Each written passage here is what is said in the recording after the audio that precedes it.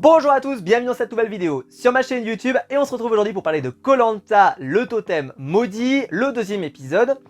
Je ne sais pas au moment où je fais cette vidéo quand est-ce que cette vidéo va sortir. Il est même possible qu'elle ne sorte pas aujourd'hui, qu'elle sorte demain, tellement elle va sortir tard. En tout cas, je vais essayer de la sortir le plus vite possible, mais quelques minutes, quelques heures, quelques instants avant cette vidéo, j'ai dû normalement sortir sur cette chaîne YouTube la critique de The Batman, que je vous invite à aller voir juste avant cette vidéo si jamais elle vous intéresse. Une partie sans spoiler, une partie avec spoiler, où je vous partage à quel point ce film c'était une dinguerie monumentale. N'hésitez pas à aller la voir.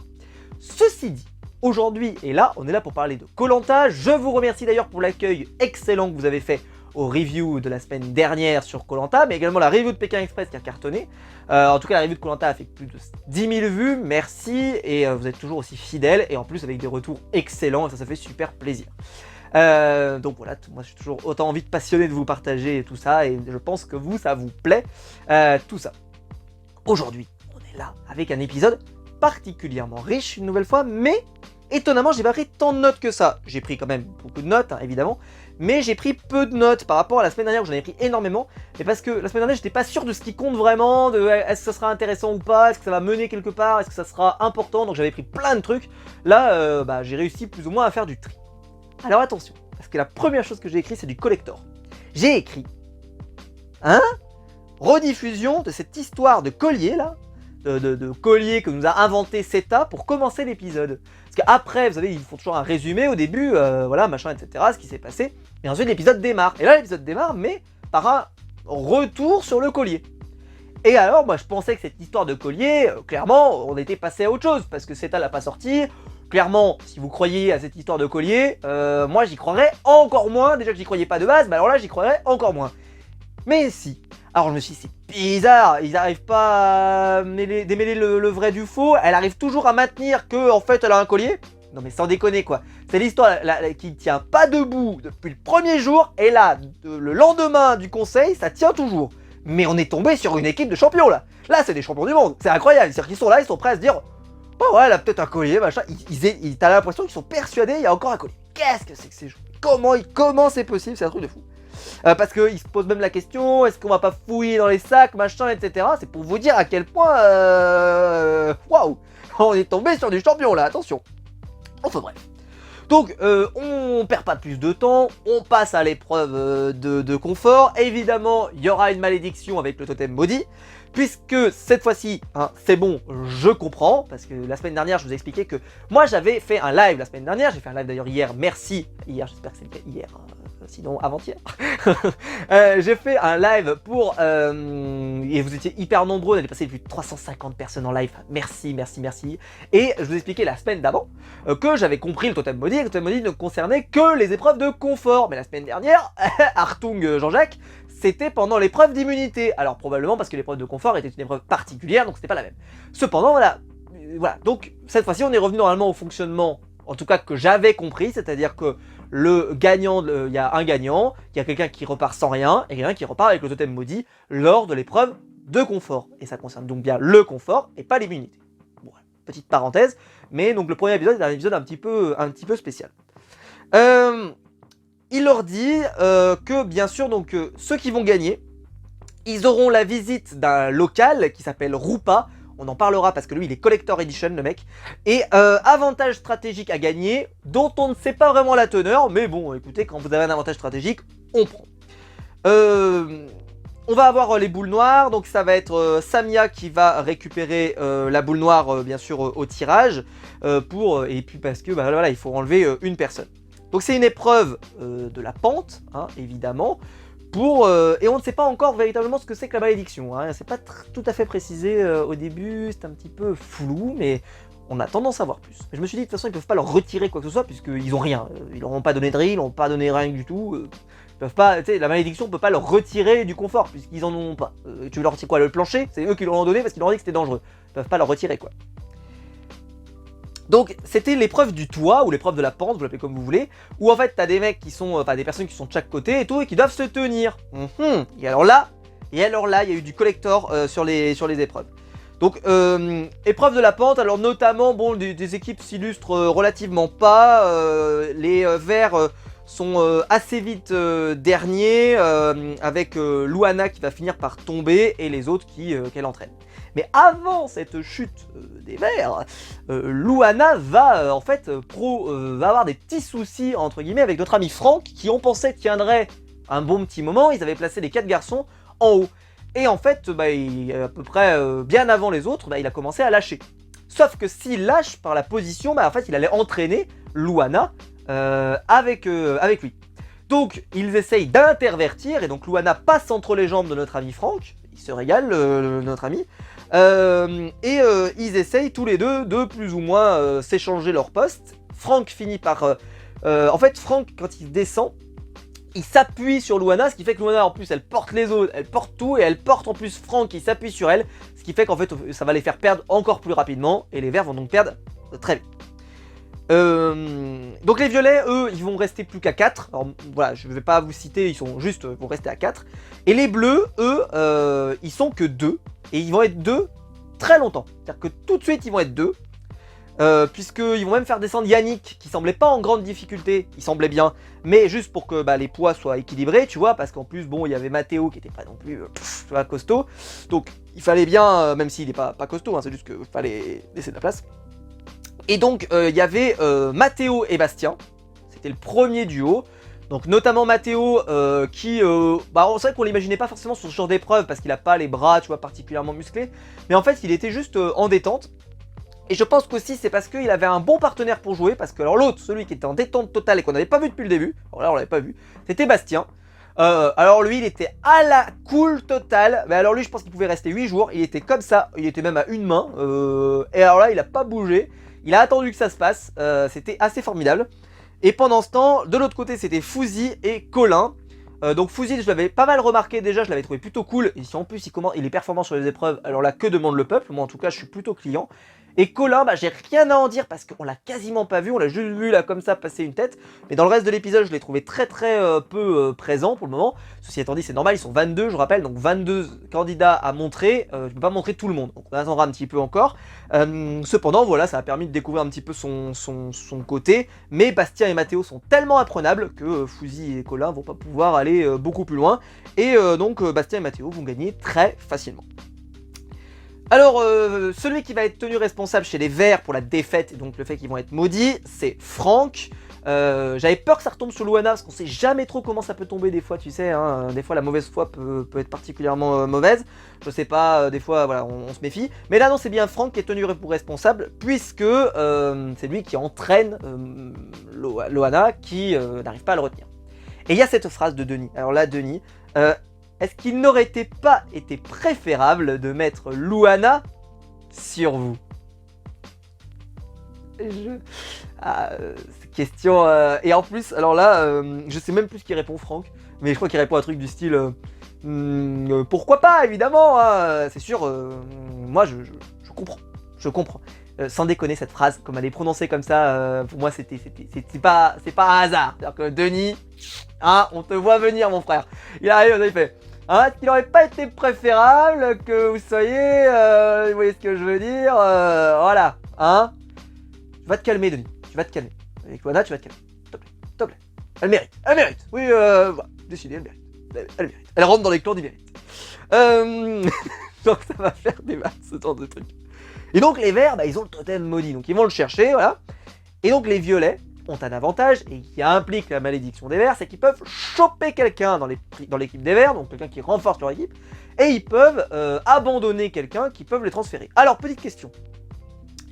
Est-ce que c'était obligatoire? Parce que le Denis a l'air de le proposer comme ça, mais il n'a pas l'air de... En tout cas, la façon dont il le proposait, t'avais l'impression que c'était pas obligatoire. C'était vous pouvez échanger un candidat. Je sais pas s'il a dit vous devez échanger un candidat ou vous pouvez. Donc ils auraient peut-être pu refuser, mais ils n'ont pas refusé.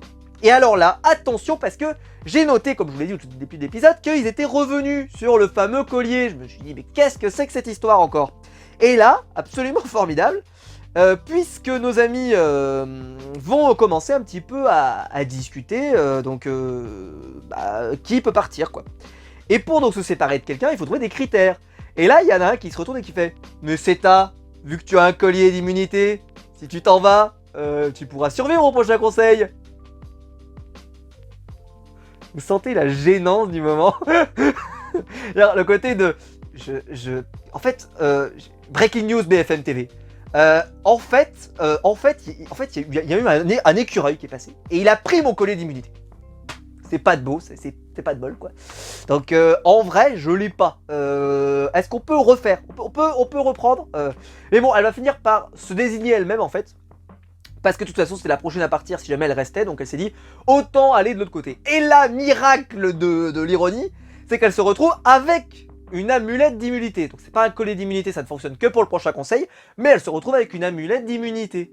Donc elle n'avait pas d'amulette d'immunité. Elle change d'équipe, enfin de collier d'immunité, en tout cas d'objet d'immunité. Elle change d'équipe, elle se retrouve avec un objet d'immunité. Ça veut dire qu'elle mentait. Ensuite, hop, transformation, elle ne ment plus. Et ça, c'est formidable. Je trouve ça incroyable. Vraiment, c'est un mensonge, une histoire, du storytelling, c'était incroyable. De l'autre côté, bah, eux, ils doivent plus ou moins se dire, bah, qu'est-ce qu'on prend, voilà. Et donc, eux, ils doivent réfléchir à qu'est-ce qu'ils vont prendre à la place. Parce que c'est bien beau de se séparer de quelqu'un, il faut prendre quelqu'un. Alors, il y a plein de choix qui sont relativement possibles. On commence à se dire, bon, ils ont des candidats qui ont l'air puissants de l'autre équipe, donc tiens, qu'est-ce qu'on pourrait prendre, je sais pas. Ils y réfléchissent un long moment, faut pas se mentir, mais au début, ils voulaient prendre un garçon. Puis ils finissent par réfléchir en se disant, nous on veut surtout quelqu'un qui s'intègre bien dans l'équipe, et pas forcément un énorme gros mangeur. Ceci étant dit, petite question, alors nous on n'a pas tous les détails, mais Denis ne précise pas, est-ce qu'il faut échanger un homme contre un homme, une femme contre une femme, puisque je le rappelle là, une femme a été échangée contre une femme. Très bien. Mais est-ce que c'était obligatoire? Est-ce qu'on pouvait échanger un homme contre une femme? Ou est-ce qu'on pouvait échanger, inversement, tu vois. Est-ce qu'on pouvait échanger deux hommes, est-ce qu'on pouvait échanger deux femmes, etc. Là, on va échanger deux femmes. Très bien. Mais est-ce que c'était obligatoire? Que c'était partie des critères ou pas? Je vais vous répondre, j'en sais rien. De toute façon, il y a toujours les boules noires, etc. etc. Donc dans l'absolu, on pourrait échanger, il pourrait se retrouver avec plus de garçons et plus de filles. C'est pas ce qui va se produire, mais il pourrait, entre guillemets. Mais je sais pas. Je sais pas si c'était précisé ou pas. Parce que je trouve ça bizarre qu'ils aient voulu vraiment échanger fille contre fille. Parce que ils ont pas voulu prendre le mec. Ok. Et puis ils arrivent à se persuader, et en gros ils choisissent Ambre parce qu'elle a l'air cool, sympa, et qu'elle est pas... qu'elle a pas l'air trop chiante. Enfin en gros, et qu'elle a l'air bonne vibes, et puis machin. Et ils oublient en tout cas de prendre un garçon, ils veulent plus.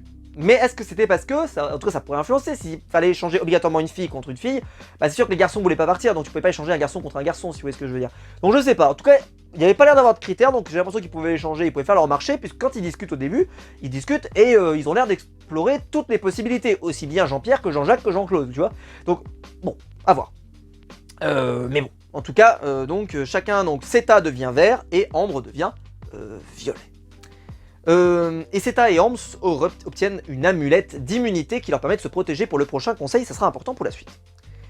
Ils choisissent Ambre donc pour la bonne ambiance, et quand ils reviennent sur le camp, ça a l'air de se confirmer. Alors, ils ont l'air de dire en gros que Seta, c'était pas la plus grande des bavardes. Autant vous dire que moi, si je fais Koh-Lanta, je pense que c'est pas ça ce qu'on dira sur moi, parce que je suis le plus grand bavard de l'histoire de l'humanité. Bon, il faut m'enfoncer dans le sable pour que je ferme ma gueule. Donc voilà, donc je pense pas que ça serait le genre de reproche qu'on me ferait. Peut-être même l'inverse d'ailleurs, je parle trop. Et ben là, elle parlait très peu, et il y a la Stéphanie qui arrive et qui dit Ambre, elle est arrivée il y a 10 minutes et je sais déjà plus de choses qu'en 3 jours de présence de notre ami Seta. C'est pas bon signe, on va pas se mentir, c'était pas bon signe. Ça prouve quand même que c'était pas superbement bien intégré. Donc bon, c'était, voilà, Seta, elle arrive sur l'autre camp et elle s'illustre assez vite. Et les candidats sont plutôt contents de la voir. Alors, de toute façon, ils peuvent pas vraiment la critiquer puisqu'elle a un objet d'immunité, donc de toute façon, ça sert à rien parce qu'ils peuvent pas l'éliminer immédiatement. Elle va partir dans la forêt, et là, je sais pas comment ça se fait, mais elle s'est reconvertie en théoura des familles, et elle trouve de la canne à sucre, ça y est, elle est devenue la spécialiste, ce qui ne paraissait pas évident en tout cas jusque-là, mais bon, donc au final, c'était pas un si mauvais renfort pour eux. Ils ont perdu quelqu'un effectivement, mais ils n'ont pas eu un renfort si mauvais, en tout cas sur le papier. On verra après pour la suite. De l'autre équipe, bien sûr, chez les Violets, on voit arriver notre ami Koopa qui vient apporter sa culture, sa connaissance. Donc, je vous le dis ce qu'il a ramené, un arc.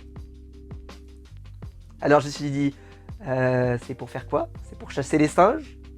C'est pour chasser les serpents? C'est pour chasser les poissons? Je ne sais pas. Je ne sais pas. Il leur a donné un arc. Est-ce que c'était pour faire le feu? Mais non, parce qu'il y aura un autre truc pour faire le feu. Je ne sais pas. J'ai vu l'arc, j'ai fait au début, ok. Après, il va leur construire une nasse pour pêcher. Bon. Et après, alors il va pas leur allumer le feu, il va leur donner un allume-feu. C'est-à-dire un truc que tu grattes et boum, ça se fait. Tu pouvais pas le faire, le feu. Alors, on en a vu des autochtones qui sont venus de toutes les régions du monde dans Koh Lanta, mais alors celui-là, je pense que c'est le mec le moins motivé du monde qu'ils ont pris. Ils sont allés dans un village, on dit, qui sait un peu chasser, un peu faire des trucs, machin, etc. L'autre, il était, peut-être qu'il était, je sais pas, moi, il savait pas quoi faire de sa journée, il a levé la main. Ou alors, il savait pas, il a levé la main, et puis, moi, écoutez, j'ai rien à faire. Il arrive, et il était là, vraiment, d'habitude, ils sont souvent sur le partage, ils ont envie de partager et tout. Et là, lui, j'ai l'impression qu'il était mal à l'aise. Il leur donne l'allume-feu, c'était limite, démerdez-vous, moi je suis désolé, j'ai piscine, hein, donc je reviendrai plus tard. Mais en tout cas, c'était assez extraordinaire. Il les a, franchement, parmi les... J'ai pas souvenir qu'il y ait un autochtone comme ça qui vienne d'un coin, qui les aide aussi peu, sans déconner. Moi, je me disais, au moins, il va leur faire le feu. Il va arriver, mais non, il leur donne un allume-feu. Mais démerdez-vous. Alors, est-ce que c'est une règle de la prod? C'est-à-dire qu'il faut pas trop les aider, donc est-ce qu'il s'est restreint en leur disant, bah, tu peux pas trop les aider? Et moi, je me souviens de mecs qui étaient venus, il leur avait fait toute une visite, il leur avait attrapé des cannes à sucre, des machins, du manioc, il leur avait amené plein de trucs, il leur avait fait le feu, je crois, de mémoire, cette même personne. Enfin, je me souviens de personnes qui avaient apporté des choses vraiment importantes. Là, le mec, le minimum syndical, hein, peut-être syndicaliste, peut-être, qui sait. Je sais pas. Mais en tout cas, il était payé à l'heure, probablement, parce que, waouh, j'ai fait, mais c'est hallucinant, quoi. Hallucinant. Il a rien foutu, quasiment. Il a rien foutu. Bien sûr, quand t'as rien, c'est toujours mieux que rien. Mais quand t'as un avantage pareil, tu t'attendais quand même, je trouve, à mieux. En tout cas, c'est mon avis. Moi, je m'attendais qu'il leur pêche un truc, qu'il leur ramène un truc, j'en sais rien. Mais rien du tout, rien. Il leur a fait une nasse, un arc dont on sait pas quoi foutre, et un truc pour faire du feu, pour gratter le feu. Il le fait même pas lui-même. Je trouve ça formidable. Enfin bref. Voilà, bon Koopa, bilan, hein, le bilan de Koopa, moyen. On va le dire comme ça, on va être bienveillant, la fameuse bienveillance. Il nous précise, Denis. Alors attention les enfants, parce que là il nous dit un truc qui spoil allègrement, parce qu'il nous dit la zone est très humide, puisqu'on a vu qu'il pleuvait en permanence, donc Denis nous précise qu'il est impossible, probablement, de faire du feu. 5 minutes après, on voit tous les guignols qui sont en train de faire du feu. Il est en train de nous expliquer à nous en voix off que, frère, ça sert à rien, ça va pas marcher, et eux, tu les vois après, ils se donnent à fond pour faire du feu, et t'as l'impression que Denis est en voix off, fait. Et ça sert à rien. On vous a dit qu'il était trop humide, bordel. C'était, mais vraiment, et en plus ils se sont mal pris, il y a une mauvaise technique, etc. Mais au début, il nous a vraiment dit un style, du style, c'est pas possible de faire du feu. Oh, c'est pas possible. C'était quand même, au moins, là, il nous a fait une Étienne, notre ami Denis, c'est-à-dire, c'est foutu. Hein, si vous essayez de faire du feu, ça marchera pas. Bon, bien sûr, alors ils en plus, même avec l'allume-feu, ils vont galérer parce qu'ils n'y arrivent pas, le feu prend pas, parce que le bois est tellement humide que ça prend pas. Donc Stéphanie va se couper les cheveux, va faire une sorte de botte de cheveux là pour essayer de le faire prendre. Ils vont utiliser cette fameuse technique, la technique de Marc, hein, qui a fait un peu école depuis, où ils font des roues comme ça là pour essayer de faire du feu, où tu te crames à moitié la main, mais en fait pas vraiment. Et puis bah, le feu va prendre. Pour information, ils vont le perdre à la fin de l'épisode, mais je suppose que le truc qui allume le feu, ils l'ont toujours. J'espère. Parce que ça, c'est vraiment le confort le plus nul du monde. Si jamais ils l'ont. Et en plus, le mec, genre, il leur a donné et il est reparti avec. Non, il a pas fait ça quand même. Non, puisqu'en plus, non, ça serait ouf quand même. Ça serait ouf. Non, parce qu'en plus, bon, on voit qu'ils l'ont fait un petit moment après, ils l'ont pas fait immédiatement. Donc c'est sûr que non. Bon, et puis là. Je sais que tu sais. Je sais que tu sais. Et je sais que t'attends ce moment. T'attends ce moment avec impatience. Oui. Franck, il est sur l'île. Alors après un moment de contact avec Luana, eh ben, tel un vétéran du Vietnam après avoir vécu ça, eh ben, il dit j'abandonne. Et là, donc il discute avec plein de gens. Et les gens lui disent non mais attends un peu, de toute façon on veut te virer, donc t'inquiète pas, tu vas pas rester longtemps. Voilà, si jamais tu abandonnes, tu seras pas remplacé. Donc pense-y, pense à tes proches, à ta famille, à tes gens. Et puis bon, t'es un ancien, t'es censé nous montrer la voie. Enfin bref, tout ce qu'on dit à quelqu'un pour pas qu'il se barre quoi. Mais sa décision est prise, elle est irrévocable, il veut se barrer. Alors, d'habitude, Quand il y a des gens qui veulent se barrer, je me souviens, il y avait Brahma. Je crois que c'est la dernière fois qu'on a eu quelqu'un qui s'est barré comme ça pour forme d'épuisement, quoi. C'était des gens qui se barraient parce que vraiment ils étaient à bout, ils pleuraient, ils en pouvaient plus, ils avaient mal, vraiment, etc. Mais lui, il semblait pas au bout de sa vie non plus, je veux dire, il semblait pas au bout du rouleau.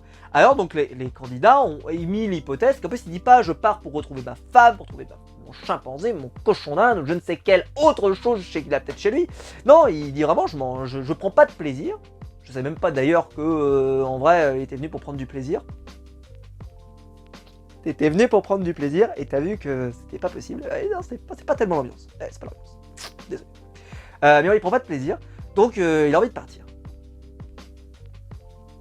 Et alors si vous voulez mon avis là-dessus, parce que tout le monde dit c'est dégueulasse. Alors déjà quand on l'a pas vécu, je me souviens à l'époque, Tiffany, quand il y avait plu dès le début de sa saison, pareil, elle était à ça d'abandonner. Parce que la pluie, quand ça tombe dès le début, t'as même pas le temps de profiter, direct ça te mine le moral. Mais là c'était bizarre parce que ça avait l'air d'aller un peu mieux. Un petit peu mieux, entre guillemets, hein. Vraiment un petit peu mieux, puisqu'il pleuvait pas, donc c'était un peu plus sympa. Ça pleuvra en renouveau ensuite, hein, mais bon. Mais voilà, il a pas envie de rester. Qu'est-ce que t'as envie de répondre? Bien sûr que c'est triste parce qu'il y a plein de gens qui rêvent de faire koh et qu'évidemment c'est triste parce qu'il y a des gens qui passent les castings depuis des années et qui sont jamais pris. Et ce mec-là, il a été pris, il a fait tout le casting et il reste seulement 3 jours. Et effectivement, c'est sûr que c'est malheureux. Maintenant, bon, voilà, on l'a pas fait. C'est très très dur de venir critiquer en disant voilà, moi je l'aurais fait, moi je resterais 1500 ans. Comme je l'ai dit, les conditions de vie sont tellement difficiles que bon. Mais ceci étant dit, la seule chose qui perturbe, c'est que il a pas l'air à bout. Parce que quand ça aurait été quelqu'un à bout, toi t'arriverais, tu dirais bon, c'est malheureux, mais il est à bout. Lui, il a pas l'air à bout. Et donc, ce que les candidats ont dit, ce que je allais vous dire, c'est que en gros c'était une question d'ego, c'est qu'il voit qu'il est pas à la hauteur, qu'il est à la rue, qu'il est à la ramasse et que les autres sont meilleurs que lui, et donc il l'aurait un peu mal pris, un peu son ego de mal alpha, et donc il décide de se barrer. Bon. Donc bon, bah, comme je vous l'ai dit, ils vont essayer de le retenir plus ou moins, mais voilà. Et puis bah voilà, Franck il nous fait une Étienne, hein, alors là il nous sort tout le répertoire, c'est foutu, moi j'y arrive pas. Et puis, alors cette phrase, alors je l'ai notée parce qu'elle est incroyable. D'ailleurs, ils ont fait une référence à BK avec les verts, c'est la galère. Ça, c'était magnifique. Mais voilà, donc bon, Denis va finir par venir j'ai pas noté. Non, j'ai pas noté la phrase. Mais bon, Denis discute un petit peu avec Franck. Ils essayent de vraiment vérifier qu'il veut partir, quoi. Bon, il a l'air bien arraché. Et il lui dit, vous savez, tous ceux qui ont abandonné l'ont regretté. Et là, il répond et il fait pour le regretter, il faut le faire. Il faut que je le fasse. Cette phrase, pour le regretter, il faut que je le fasse. Oh, mon Dieu Seigneur. Ah oui, ça se tient, faut reconnaître, ça se tient. Ça se tient. T'as l'impression que Denis d'ailleurs, il prend cette phrase et limite après il lâche l'affaire. Vraiment, c'est le côté de ok, je vois la personne, je vois le concept, au revoir. Donc il n'insiste pas trop et il part. Alors d'habitude, Denis, quand les gens s'en vont comme ça, il me semble, d'ordinaire, mais c'est peut-être ma mémoire qui me joue des tours, mais qu'il vient quand même sur le camp pour indiquer qu'il y a un abandon, tout ça, et que machin. Là, bon, ça fait vraiment vite, hein, vite fait, t'as vraiment l'impression qu'il faut qu'on passe à autre chose, quoi. Il a la piscine, tout le monde a piscine sur cette île, c'est incroyable. Vraiment, il y a d'ailleurs une piscine incroyable. Donc on se presse et on rentre tous chez soi, à la maison. Donc voilà, moi je crois que le dernier abandon comme celui-là c'était Brahma, je crois, mais il y en a eu peut-être d'autres qui se sont produits d'ici là. C'était lors de koh Cambodge. Bon Yannick, alors là, il lance un sujet Yannick. Notre bon Yannick, hein, notre bon naïf Yannick. Il arrive, il fait alors est-ce que vous avez faim ou est-ce que vous voulez un petit déj? Ça c'est une question. Ça c'est une question. Ah, quelqu'un qui veut rationner, quelqu'un qui commence à réfléchir sur la bouffe. D'habitude dans koh ça sent aigre douce. Hein, vous le sentez ou pas? Ça sent pas bon. C'est lui il a envie de je le sens pas. Non, je suis pas dedans, je le sens pas du tout. Et là lui, miracle absolu, et bah ça passe. C'est-à-dire qu'il fait un rappel à l'ordre. Un petit peu sur la nourriture, qu'il faudrait peut-être pas tout manger, etc., etc. Et d'habitude, quand tu fais ce genre de choses, ça y est, le mec c'est un chef, il veut prendre la grosse tête, machin, etc. Et on nous fait toute la sérénade. Alors là, on nous sort tous les dossiers de c'est un chef, c'est autoritaire, moi si j'ai envie de manger, blablabla, boum. Et ben lui non, c'est passé nickel à la poste, comme à la poste. Mais qu'est-ce que c'est que ce casting? On n'a pas un casting des gens avec des clashs et tout. Non, les gens sont sympas. Ils sont naturellement sympas. Et ça nous change, hein. Mérite. Incroyable. Donc bon, voilà, les verts, voilà, vous avez faim, donc donc en fait, la différence entre faim et petit-déj, c'est qu'il dit, bah on peut juste prendre un petit truc, juste pour le côté de ça nous met en forme, pour le côté petit-déj, ou est-ce que vous avez vraiment faim et qu'on mange? Ils sont plutôt pour le petit-déj au final, ils sont d'accord, et juste de prendre de la canne à sucre au dernier moment, juste avant l'épreuve, pour leur donner un petit coup de fouet. Voilà. Mais c'est bien, ça a permis de poser le truc. Il va y avoir un long passage un peu survie, donc comme je vous l'ai dit, le passage sur le feu, sur les capucins. Est-ce qu'on peut les bouffer? Ça n'a pas l'air, hein, même si on nous a donné un arc. Mais on n'a pas donné de flèche. C'est du Kaamelott, ça, putain. Mais qu'est-ce que c'est que ce confort de... Je reste calme, je reste calme, je reste calme.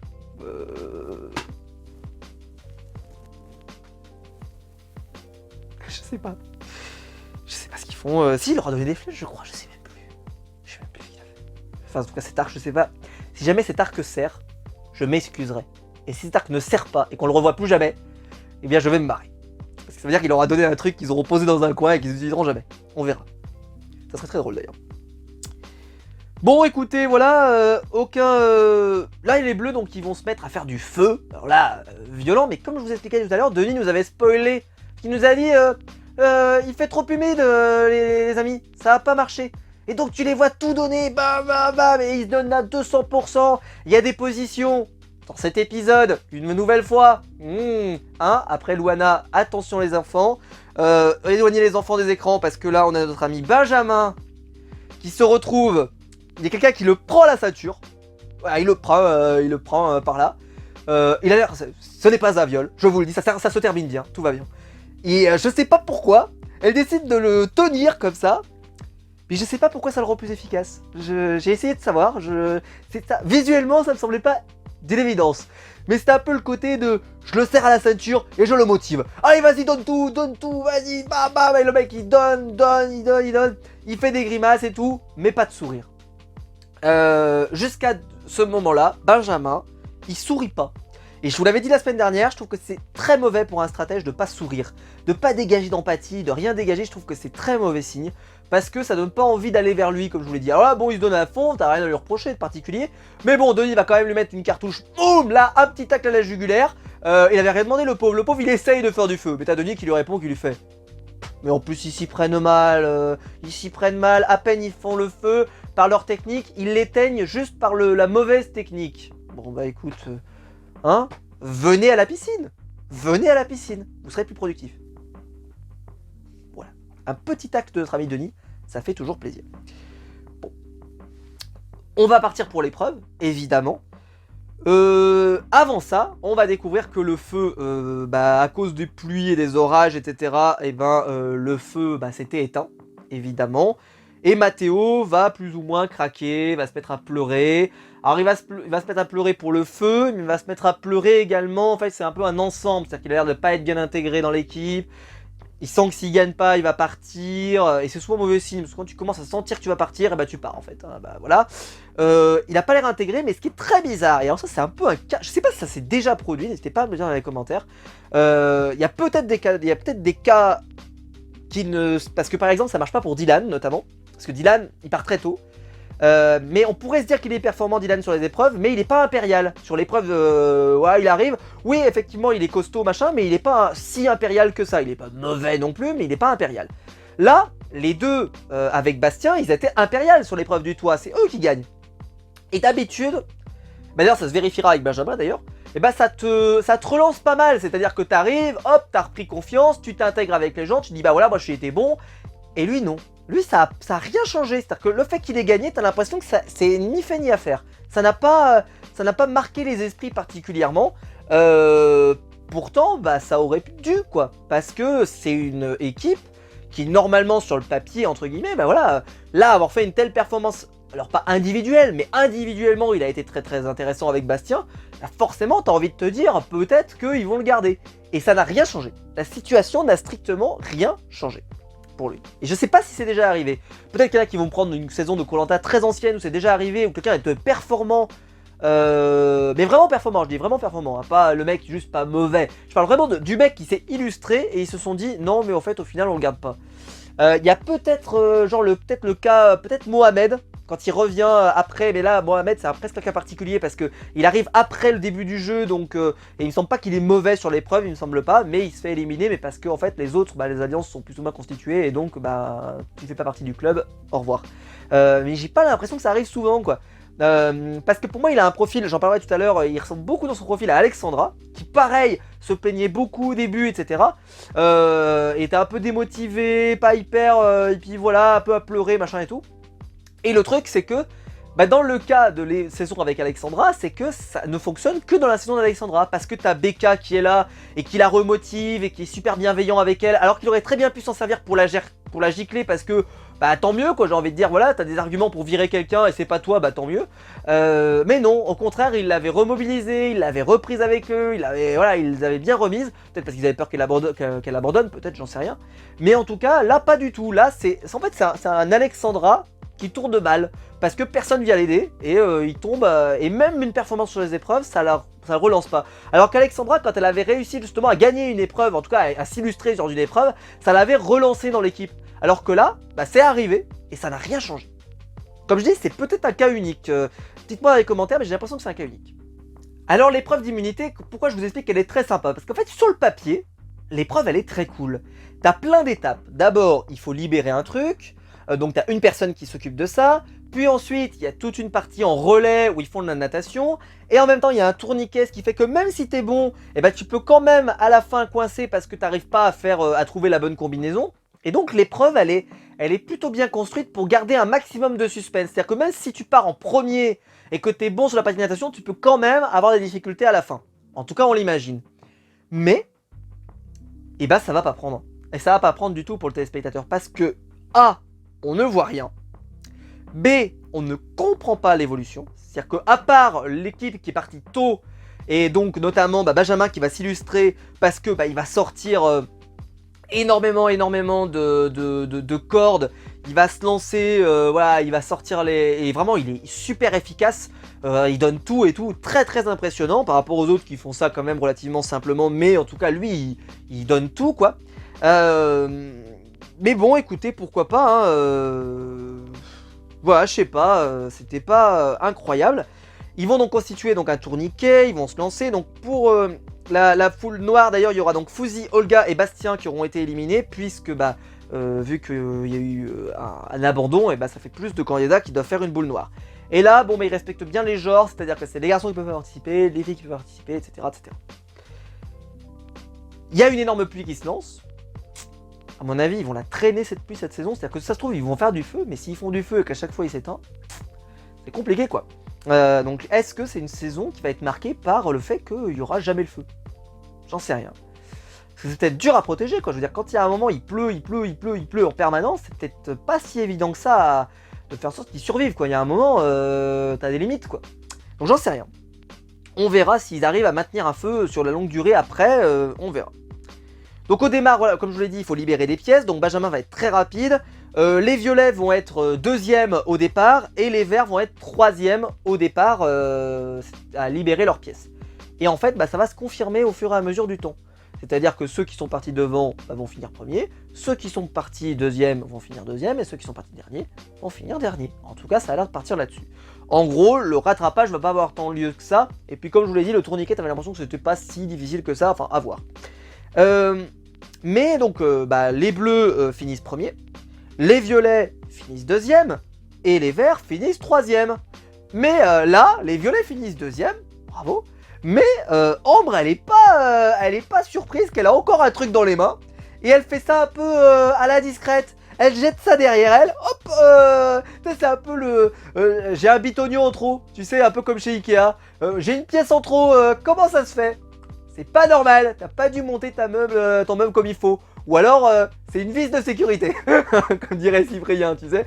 Mais non, là, c'est bizarre. Mais donc, elle jette ça comme ça, un peu à la discrète. Pas vu, pas pris. Et là, t'as Denis qui voit ça, qui fait... Ambre. Hein. Voilà, hein. Moi, Denis Brognard, on me la fait pas. Donc, on redémarre. Et donc, l'épreuve redémarre. Je me suis dit, bon, bah, ça va reprendre assez vite. Et non, bah, les Verts, ça va leur donner suffisamment de temps pour conclure. Et là, les Verts donc deviennent deuxième. Et c'est les Violets qui deviennent troisième au final. Ambre n'est de toute façon pas en danger puisqu'elle a une amulette d'immunité. Donc de toute façon, ça n'aura pas d'incidence. Mais honnêtement, elle l'aurait pas eu. Elle fait perdre son équipe. C'est la cata. Là, je prenais directement ses bagages et je la mettais dans l'avion. Parce que je pense que là, c'était la catastrophe. À part si elle trouvait un collier d'immunité individuelle des familles, mais sinon, le reste, c'était mort. Et donc, bon, voilà. Benjamin, qui est le stratège du jeu, est particulièrement applaudi pour sa performance et qui a permis en fait à son équipe de s'illustrer et de gagner. Parce qu'ils sont partis très très vite devant.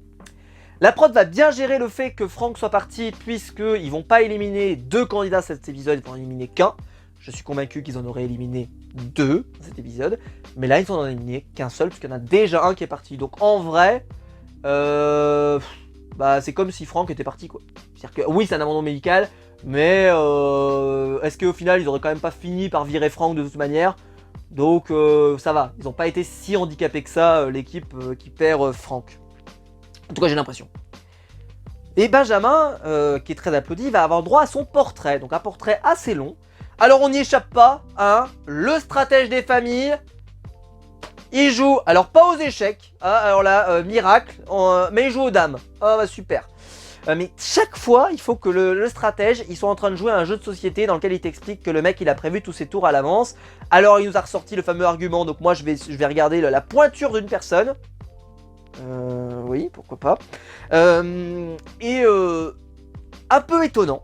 Alors est-ce que c'est... Parce que quelqu'un m'a fait une très bonne remarque d'ailleurs sur mon Instagram, je le remercie, il m'a dit peut-être que ou sur mon Twitter, je sais plus, peut-être que ce portrait qui était particulièrement positif, parce que d'habitude, vous avez qu'à prendre tous les portraits des stratèges depuis le début, les Sandro, les Hamad, ce que vous voulez.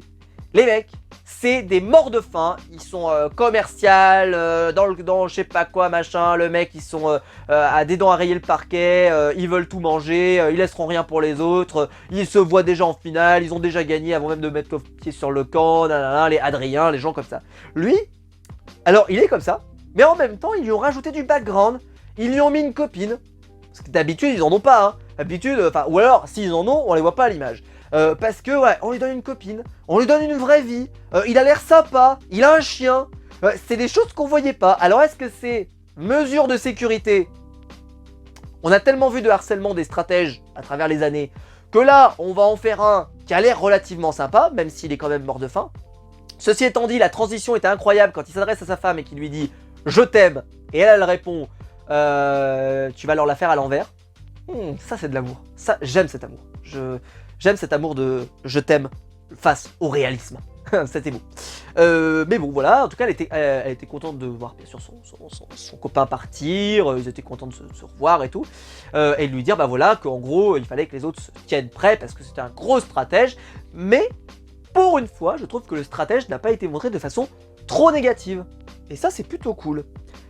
Bon, la dernière partie va être vraiment la partie préparation du conseil. Bon, il y a 2 candidats qui sont dans la charrette, Mathéo et Stéphanie.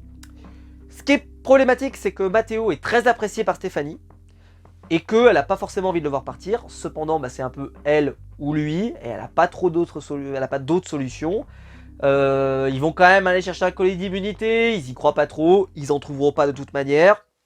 Les candidats vont diviser les votes pour éviter que Yannick, puisqu'il a déjà un vote contre lui à cause du totem maudit, se retrouve éliminé. Vous savez, le bracelet maudit qu'il avait obtenu tout au début. Donc Yannick aura bien un vote contre lui et ils vont séparer les votes. Donc il y aura des votes pour Mathéo et des votes pour Stéphanie. Petite mention spéciale à Denis, qui moi j'aime beaucoup comment il ouvre les bulletins. Et là, mention spéciale parce qu'il a commencé par ouvrir tous les bulletins de Mathéo. 1, 2 et 3 Mathéo. Un bulletin pour Yannick, évidemment.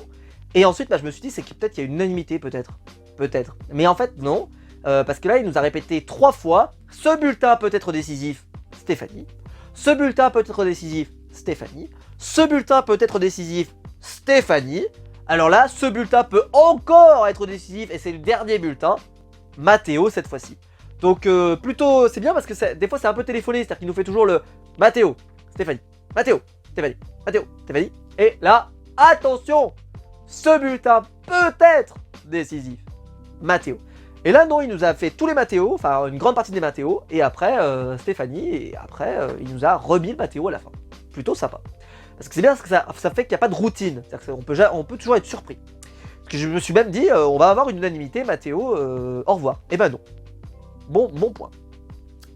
Et donc Matteo s'en va, Matteo fait une interview facecam, il pleure, il est hyper déçu, et il n'a pas réussi à s'intégrer, l'équipe n'a pas voulu de lui, et comme je vous l'ai dit, c'est un peu un cas d'école, quoi. Le truc, c'est un cas irrégulier, quoi, c'est un cas irrégulier.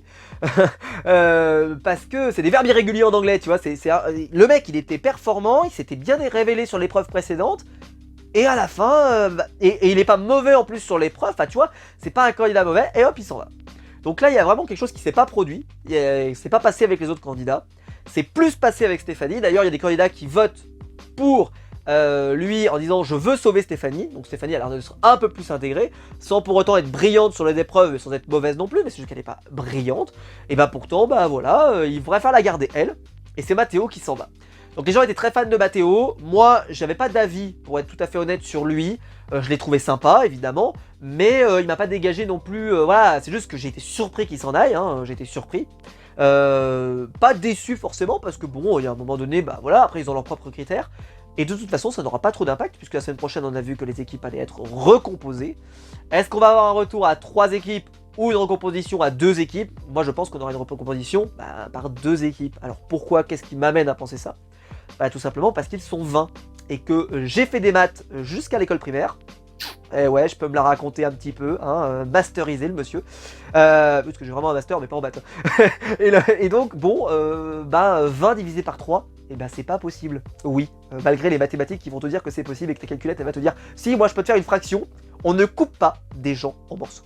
Dans la vraie vie, dans les gens normaux, on ne fait pas ça. Désolé. Donc là, bah non, on va pas pouvoir couper une personne. Donc il va falloir faire 2 équipes de 10. Eh oui. Donc il y aura 2 équipes de 10. Alors quels seront les chefs d'équipe? Probablement que Totem Maudit, une nouvelle fois, va nous réserver des surprises. Est-ce que ça va être le Totem Maudit du style on a un Totem Maudit qui va influencer, au final devenir capitaine, ça sera une malédiction, ça serait drôle.